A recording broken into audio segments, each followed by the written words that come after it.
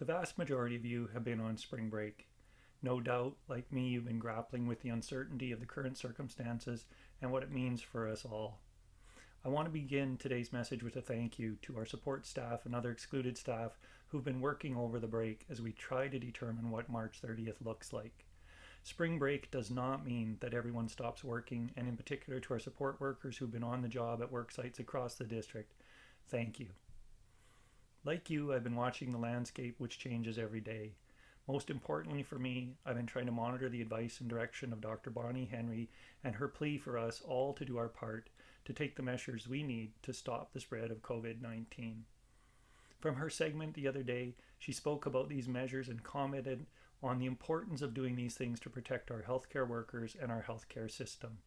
As we know, healthcare workers are really at the heart of our response to this pandemic, and they face risks both in the community and at work. The community measures that we need to take are incredibly important for protecting our nurses, our doctors, and our care aides.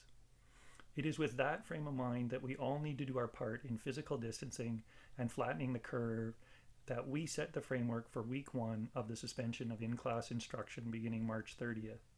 It's your health, the health of our students, and our collective commitment to follow the directions of our provincial health officer and the Ministry of Education that we set the stage for a new reality. When you initiate work on Monday, please anticipate that for a vast majority of people, that work will be from home or remotely. Our top priority in just the first 2 days is to communicate directly with you about how we will all be doing our part and how we'll be setting the stage for the work in the weeks ahead.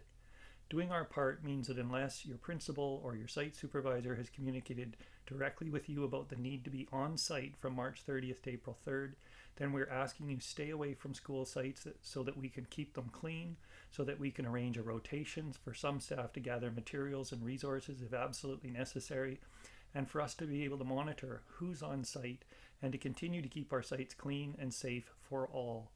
For one simple example, if teachers need technology and photocopying, we need to know when they will be in the building, who will use the copier, and how we have a cleaning protocol for the copier for after each use and for any classroom that they visited. This week, teams have been working on an in-depth plan for next week. We anticipate that school principals can share their template with their staff by the end of this week. There are some key messages to come for teachers, and you can anticipate those in the coming days about how you and your colleagues may form teams online and begin to consider what the early stages of instructional design looks like in this new era. The purpose of this message, however, is to set expectations about what work looks like for you on week 1.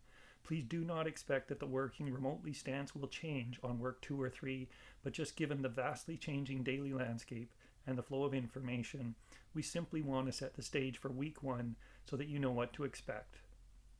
By the end of that first week, there will no doubt be much more information and many more questions to answer.